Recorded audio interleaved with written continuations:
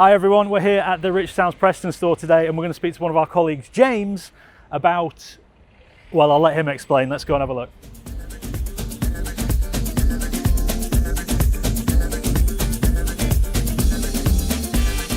Hello James, good to meet you. Nice to meet you as well.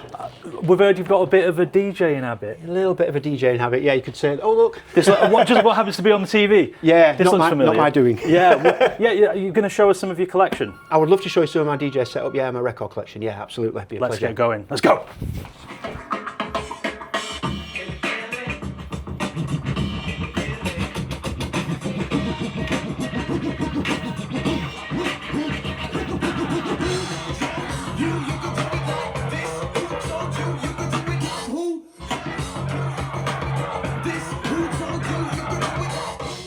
So we're back at James's gaff in what would you call this? Where's this place? This is Dr. Garglebard's den. And what do you do in here? All music stuff. So basically, yeah, I do DJ mixes. Obviously, I store a lot of my records here as well. Mate, this is an impressive setup. It's taken a long time to get to here, yeah. It's years of work. Walk us through it, what have you got? So, traditional Pioneer mixer, this is kind of the club standard from a few years ago. It's still working really well for me. Yeah. 900 Nexus 2, so that's a DJ mixer, obviously, which controls all the equalizers and you run all the music through that, and obviously that's what that's for.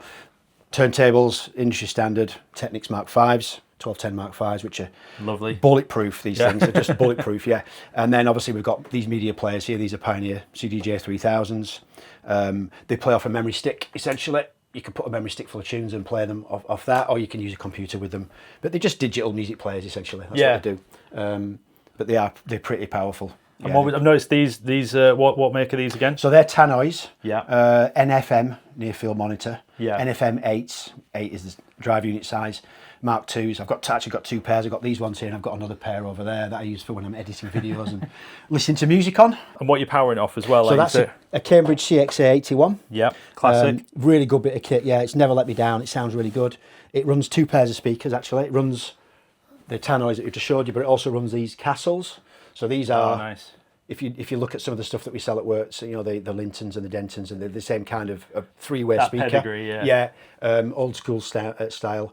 They've had quite a lot of work done inside them. I've done the crossover, replaced the crossovers, and done some work on the cone because the cones had rotted. But yeah, they just sound lovely. And they're like the elephant in the room, mate. This amazing collection. Oh, the records, yeah. There's a few records. Oh, yeah. The records. These things over here. It's crazy because there's a lot. This is half the collection. Half. My brother Martin, my twin, he's a Solio manager. He's got the other half because we don't buy the same records. We buy different records, obviously. So this is my half. He's got another half. When did you start collecting? Early 90s. Yeah. Early 90s. I feel like there's a system here that we won't have a clue about. It's dead easy. I can probably explain it to you in a minute. I mean, this is all 70s stuff. So there's a lot of funk in here. A lot of funk and disco, and then 1980 starts there and it just goes along, so 80, 87, 88, and then 89. You see acid house kicks in about 1990. So you're doing it kind of chronologically? Yeah, and then it goes back, chronological, yeah, it goes back up to sort of 92 there, 93, and then back along here, and it gets up to 2000s there, and that's what these need to be organised into 2000s. Yeah. And then you've got, this is all hip-hop. 3 boxes of hip-hop, American, British albums. Down here, 2 boxes of these are actually my partner's. These are her records. Her records are better than mine, to be honest. She's got better records than me. So we've had a look around the room and you've sort of brought down what you've actually used in the room, but how did you get into DJing itself? Like, when was it?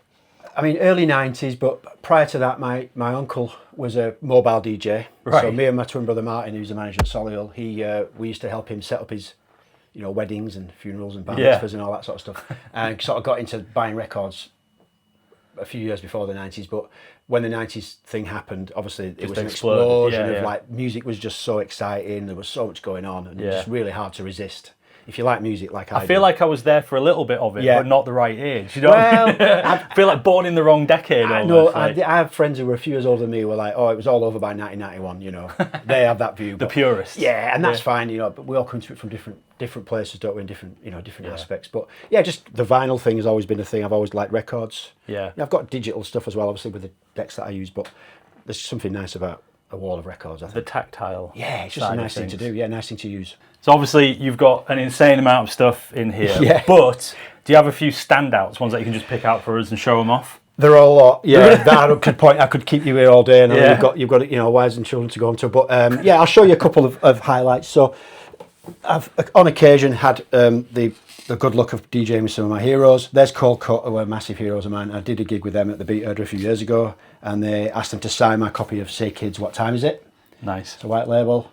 There's Matt on one side, and there it is.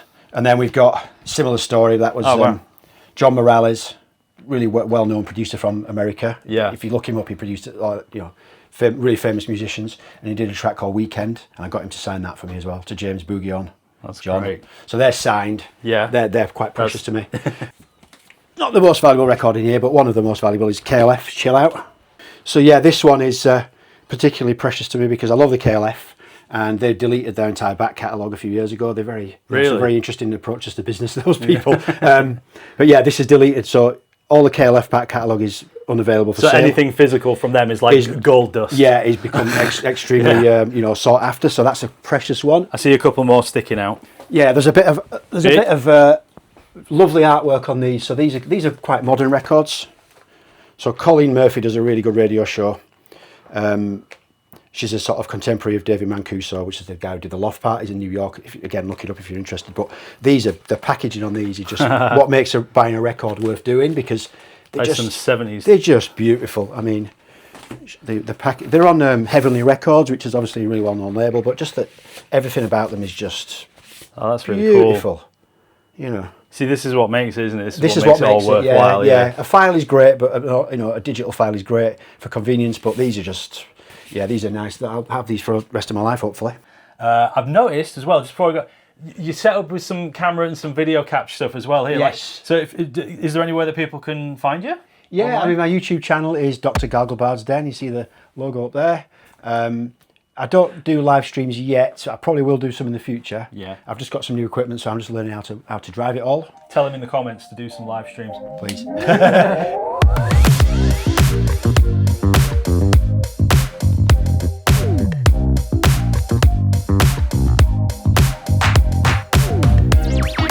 Hey everyone, we're back in the store after seeing James's collection, and if I were a newbie coming into the store and was looking to get into DJing, what sort of thing would you recommend to me?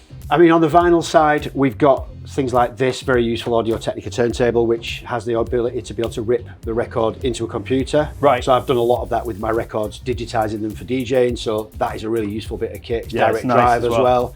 You can upgrade the cartridge on it. It's good and stable. It's not going to skip. It's heavy. So that's a really good bit of kit. But we also have other equipment that we don't have on display here. So we do the Pioneer DJ controller. Cool. Yeah. FX2, and we do some Pioneer monitors as well, which are pretty useful.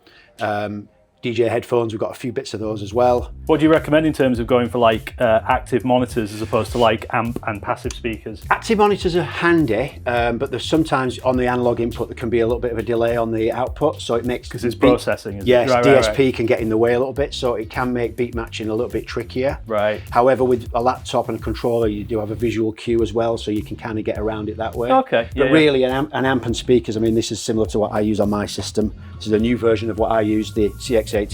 Yeah. That's the newer version, but that's a good sort of passive. Yeah, there's no delay on that. It's very good sounding, good detail, good separation. Yeah. With a good pair of speakers. What would you recommend? Take your pick. Amazing choice. I mean, I really like the Wharfdales. Now, we were discussing this in the car on the way here. Would something like the Wharfdales, which genuinely sound a bit warmer, is that better for the music side of things, or do you prefer like a flatter frequency response? It's very hard to get a completely neutral sounding speaker. There's always going to be coloration, so it's about what kind of coloration you like. Right, yeah. I like these. I'm a Wharfdale fan. Yeah, I'm a Wharfdale fan. Yeah, I like Wharfdales as well. They have a good balance with all kinds of music, so from funk to hip hop, bass heavy kind of stuff, all the way up to quite clean sounding techno minimal kind of stuff. So they're really good across the board, and that's kind of what you want in a speaker like this. Interesting. Interesting. Your backup pair of speakers that you could go like maybe a smaller pair of speakers, is that I mean, like something like the Dali Cupids, or the Cupids are phenomenal. Yeah, I mean, these have just had some really good reviews. Yeah, and they are very compact, so for smaller rooms, perfect. And yeah, the frequency response on those is pretty good. They do go quite low, even for a small speaker. So yeah, something like that would be ideal. Yeah. So there you go. If you want to talk about anything that we've spoken about in this video today, you can always come down to your Preston store and see James. He'll have a natter with you about it. But pop into your local Rich Sound store and you can ask them about anything that we've talked about today. And James, thanks for joining us. Absolute pleasure. Thank you. Giving up a bit of your morning. We'll let you get back to work. Thanks for joining us for this video, everyone. We'll see you in the next one. Bye-bye.